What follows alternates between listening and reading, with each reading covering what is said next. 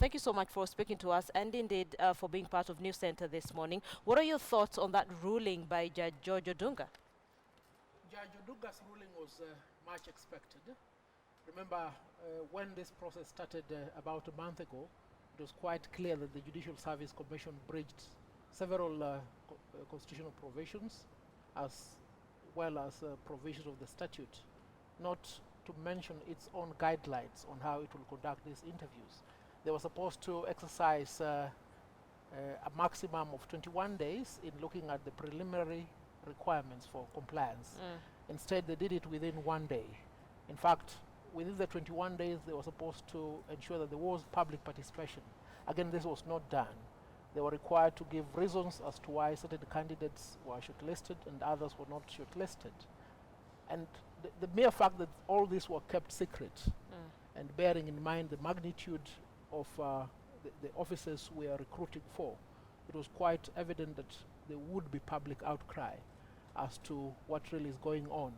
And I think Justice Odunga's decision is a clear message to the Judicial Service Commission and any other commission that whatever they do must be done for the benefit of the people, and there can never be any exercise that shall be conducted in a clandestine manner.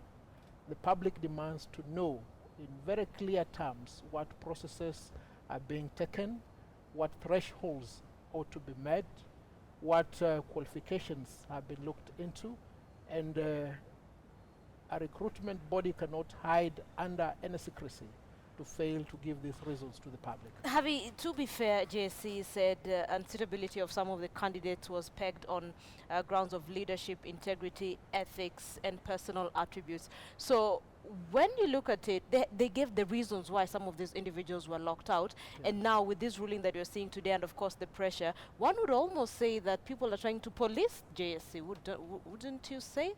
No, people are not trying to police JSC because JSC must understand it is there for the benefit of the people.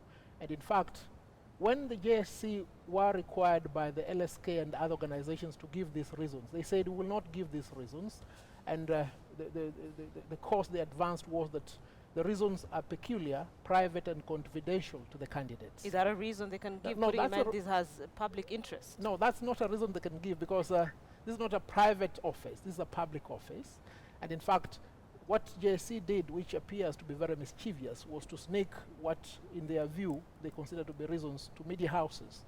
What they ought to have done is to release a memo to the public indicating this is the reason as to why we found this candidate suitable for shortlisting.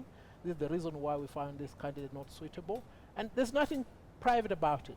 I mean, records of practicing lawyers are always found at LSK. Records of judges are always found in all governmental institutions. So there'll be nothing quite extraordinary in giving these reasons. And I think that's exactly what the judge told the Judicial Service Commission.